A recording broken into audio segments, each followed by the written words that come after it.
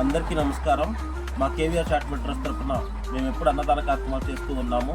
ఈరోజు అలాగే సంగుపాలెం కోడూరులో షేక్ కాసిం అన్న గారి వారి తల్లి గారి యొక్క నాగూర్బి గారి యొక్క జ్ఞాపకార్థంగా వారు అనేక మందికి కార్యక్రమం చేయడానికి భోజనాలు పెట్టుకోవడానికి పిలుచుకున్నారు.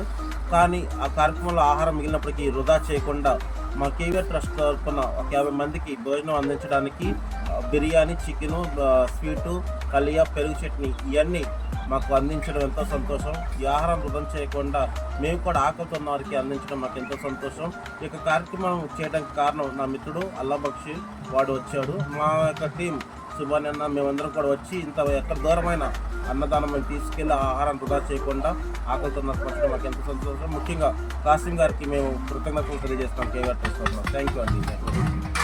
ఉన్నంతలో ఎవరికైనా సాయం అవ్వరా, ఉన్నతంగా రాయాలి నీ చరితరా.